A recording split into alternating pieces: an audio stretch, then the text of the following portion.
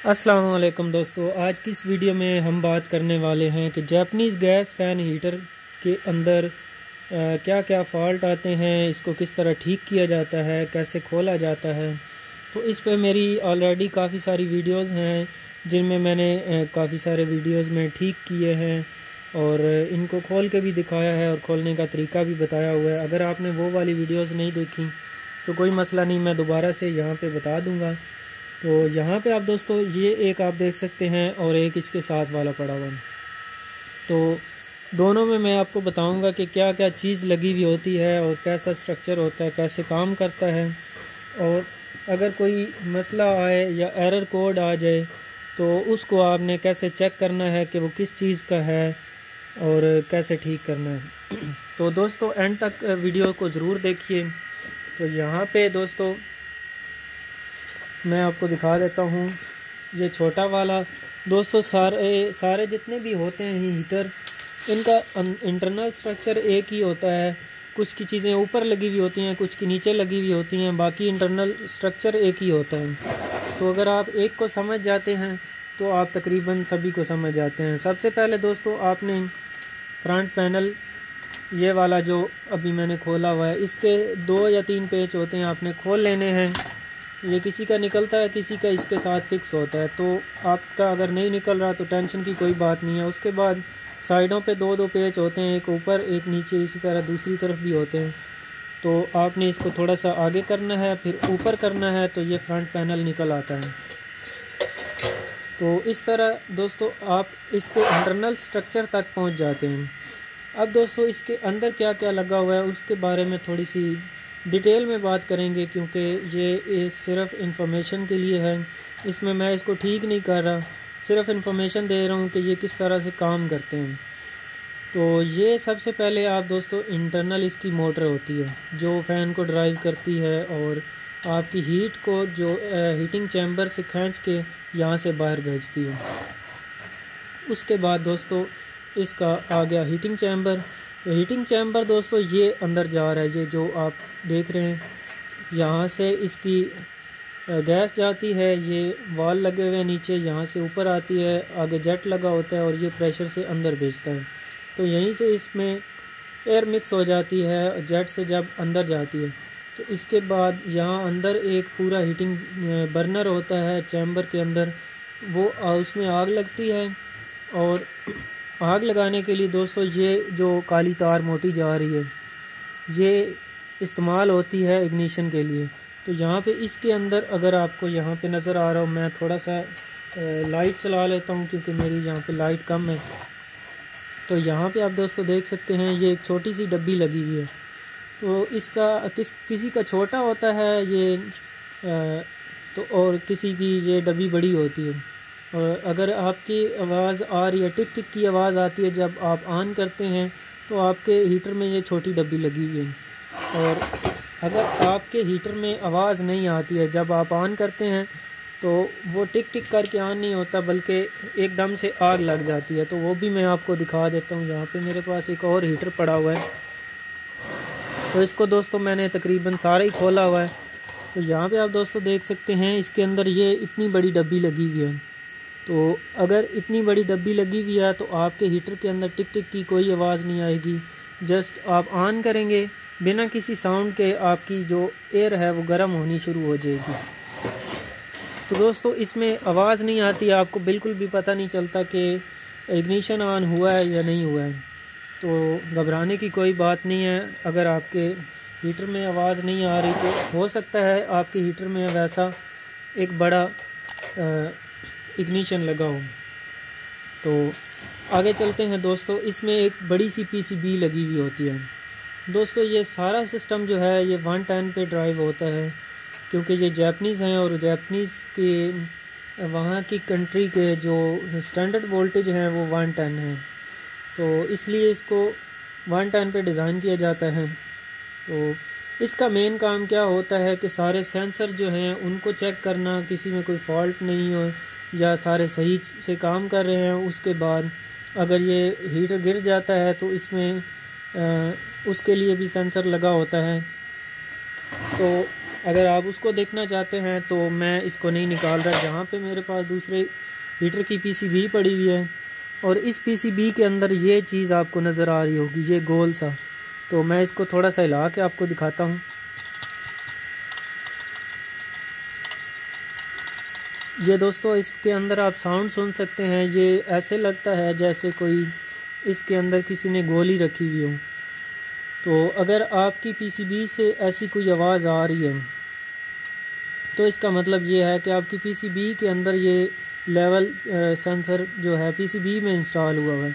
अगर नहीं आ रही तो कुछ हीटर होते हैं उनका यहाँ पे लगी हुई होती है और यहाँ पे कुछ की छोटी सी डब्बी लगी हुई होती है, तो लेवल सेंसर इनमें ज़रूर होता है। उसके बाद दोस्तों इसकी एक चीज़ आती है ये कंट्रोल पैनल की।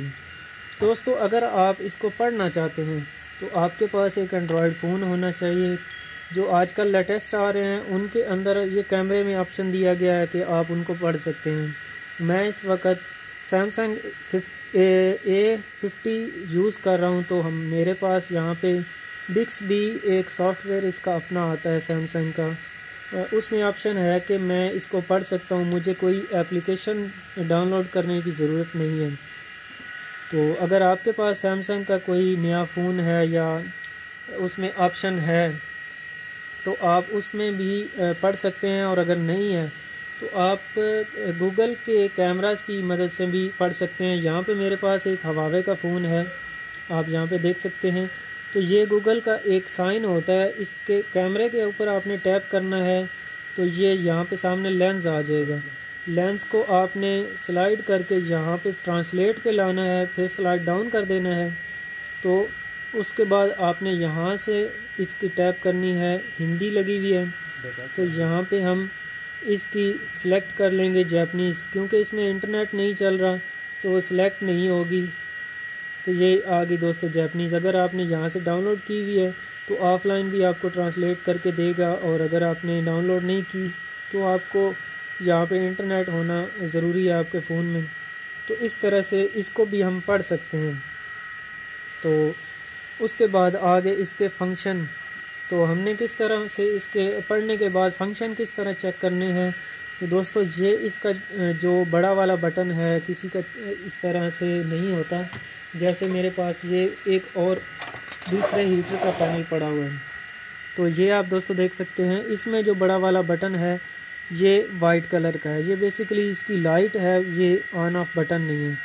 तो इसका ये वाला बटन है। अगर आपको समझ नहीं आती तो आप इसकी ट्रांसलेशन करके भी पढ़ सकते हैं। इसमें रन या ड्राइव का ऊपर लिखा होता है, ये मुझे पढ़ना नहीं आता तो इसलिए मैं पढ़ के नहीं बता सकता। तो ड्राइव लिखा होता है या रन लिखा होता है। तो उसके बाद दोस्तों इसके अगले फंक्शन पे आ जाते हैं। तो ये जो है फंक्शन इसका इससे भी काम होता है, और अगर आपकी इसकी फ़्लो बढ़ाना चाहते हैं या कम करना चाहते हैं तो यहाँ पे सिंपली आप इसका टेम्परेचर डाउन कर दें अगर आपकी फ़्लो कम करना चाहते हैं, और अगर आप बढ़ाना चाहते हैं तो प्लस वाले साइन को दबाएंगे तो आपका टेम्परेचर वो है अप हो जाएगा। और ये दोस्तों स्लीप टाइमर के लिए होते हैं, ऑटोमेटिक ऑन ऑफ करने के लिए।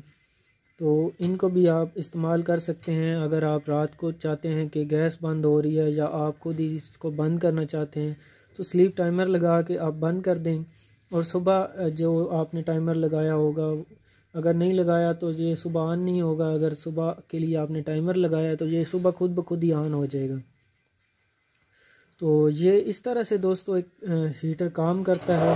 इसको गैस आपने यहाँ से देनी है, इसका अपना अगर आपके पास पाइप हो तो ठीक है, नहीं हो तो इस पे क्लिप लगा लें पाइप चढ़ा के। और ये दोस्तों इसका रनिंग के लिए स्विच होता है। तो दोस्तों अब बात कर लेते हैं कि ये कितने वाट लेता है। काफ़ी सारे दोस्तों ने मुझे ये भी पूछा था कि भाईजान हमें असल में इसको कन्वर्ट करना है तो हमें कितने वाट की सप्लाई लगानी चाहिए। तो मैं दोस्तों इसमें जो सप्लाई लगाता हूँ वो हमारे पास एक छोटी सप्लाई आती है 220 से 110 की। तो वहाँ पे इन्होंने लिखा होता है 1 एम्पेयर। यहाँ पे बेसिकली वाट नहीं लिखा हुआ, तो इस डब्बी में आती है, ये छोटी सी सप्लाई होती है। तो यहाँ पे आप देख सकते हैं इनका कुछ नाम भी लिखा हुआ है, और ये गुजरावाला पाकिस्तान इन्होंने कुछ लिखा हुआ है। और यहाँ पे आप देख सकते हैं इनपुट वोल्टेज 110, और यहाँ पे इनपुट इन्होंने 220 लिखे हुए हैं, आउटपुट 110 लिखे हुए हैं, यानी आउटपुट हमने इसको देनी है तो ये 110 पे जो कन्वर्ट हो जाएगा तो चल जाएगा। और रेटिंग जो है इसकी 1 एम्पेयर लिखी हुई है। तो दोस्तों इस डब्बे के अंदर एक छोटी सी सप्लाई आती है, इतनी सी।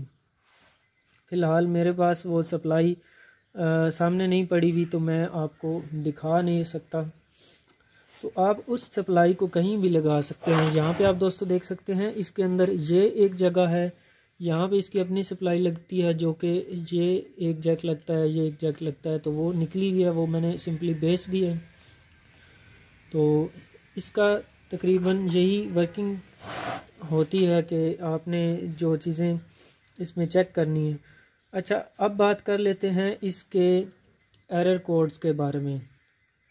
तो दोस्तों ज़्यादातर लोगों का आजकल जो एरर आ रहा है, लोग इसमें ब्लोर मारते हैं। मेरी इससे पहले एक लास्ट वीडियो अपलोड हुई थी जिसमें मैंने बताया था कि यहाँ इस ब्लोर के अंदर आपने एक्सटर्नल जो हमारा एयर ब्लोर होता है वो मार के इसको सफाई नहीं करनी। मेरी आप दोस्तों अगर पुराने मेरे सब्सक्राइबर हैं तो आपको पता होगा, मैं इस पूरे चैम्बर को मुकम्मल खोलता हूँ, इसके सारे पीस अलग करता हूँ, फिर इसको ब्रश की मदद से साफ़ करता हूँ।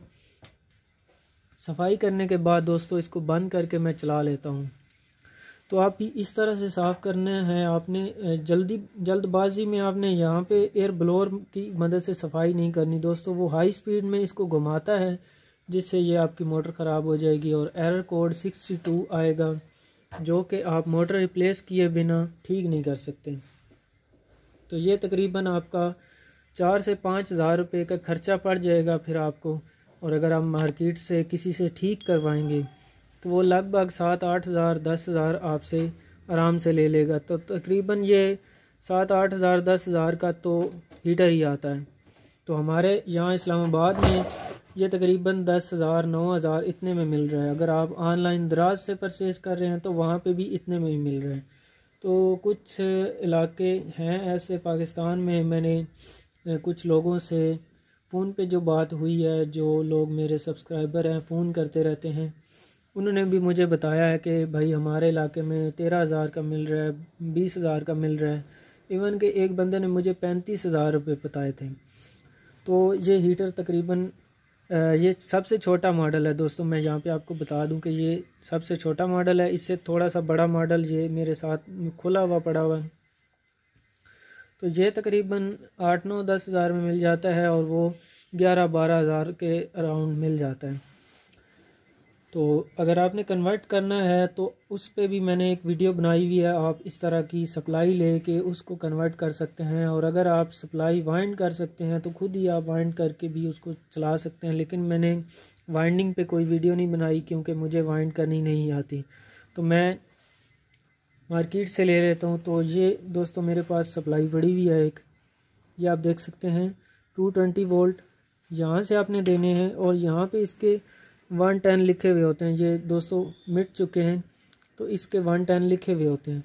तो ये इतनी सी सप्लाई होती है। आप इसको यहाँ पे अंदर रख के कहीं भी माउंट कर सकते हैं। तो यहाँ पे नीचे तो नहीं आएगी, कुछ की यहाँ नीचे आ जाती है, कुछ की यहाँ सामने आ जाती है, कुछ की कहीं ना कहीं इसकी जगह बन जाती है। तो कुछ लोग ऐसा करते हैं कि बड़ी सप्लाई ले लेते हैं। तो बड़ी सप्लाई आप लेंगे तो भी आपका वही काम होगा, अगर छोटी लेंगे तो वो आपको सस्ती मिल जाएगी। ये भी तकरीबन उतना ही काम करती है। और दोस्तों ये साउंड लेस होती है। कुछ लोग ये भी कहते हैं कि भाई हमने कन्वर्ट तो कर लिया है, अब ये सारी रात टी करके हमारी सर खाता रहता है। तो दोस्तों ये जो कंपनी है ये मैं तकरीबन 2-3 साल से इस्तेमाल कर रहा हूँ। इसमें साउंड नहीं आता। जब आप इसको इंस्टॉल करते हैं, ऑन करते हैं, तो ये बिल्कुल साउंडलेस होती है। थोड़ा बहुत साउंड आता है तो इतना आपको ज़्यादा परेशान नहीं करता। तो ये थी दोस्तों इसके ऊपर कुछ वीडियो जो कि मैं बताना चाह रहा था। इसके कुछ स्पेक्स थे। तो दोस्तों उम्मीद करता हूँ आपने इस वीडियो से कुछ नया सीखा होगा, कुछ हेल्पफुल आपको इन्फॉर्मेशन मिली होगी। तो अगर आपका कोई क्वेश्चन हो तो मैं नीचे डिस्क्रिप्शन में अपना व्हाट्सएप का कॉल लिंक दे दूँगा और व्हाट्सएप का नंबर भी वहाँ पे डाल दूँगा, तो आप वहाँ से जाके मुझे कॉल भी कर सकते हैं। मैं यहाँ पे स्क्रीन पे भी दे दूँगा, तो आप मुझे कॉल कर सकते हैं। एनी टाइम आप मुझे कॉल कर सकते हैं, लेकिन कोई भी आपको क्वेश्चन हो तो आप मुझे पूछ सकते हैं। उसके बाद दोस्तों जो एरर कोड आते हैं इसमें 11, 12 और 14, दोस्तों इसके बारे में भी हम बात करेंगे। दोस्तों ये तीनों जो एरर होते हैं ये तीनों इसकी गैस के एरर होते हैं। एरर कोड 11 इस वजह से आता है कि आपकी जो वाल हैं इनमें कचरा है, या आप गैस नहीं दे रहे, गैस बंद है, या आपका सिलेंडर ख़त्म हुआ है, उस वजह से एरर आता है। तो अगर एरर कोड 11 आ रहा है तो ये नीचे जो वाल लगे हुए हैं दोस्तों, ये 2 वाल होते हैं किसी में और किसी में 3 होते हैं, इसमें 2 लगे हुए हैं। और ये मेरे पास एक दूसरा मॉडल पड़ा हुआ है, जैसे मैंने आपको बताया कि ये थोड़ा सा बड़ा मॉडल है, ये भी मैं आपको दिखा देता हूँ। तो ये आप दोस्तों देख सकते हैं, इसमें एक ये साइड पे दूसरा लगा हुआ है। मैं यहाँ पे थोड़ा सा लाइट मार के आपको दिखा देता हूँ। ये 1, 2 और ये 3, ये 3 वाल होते हैं किसी में और किसी में 2 होते हैं।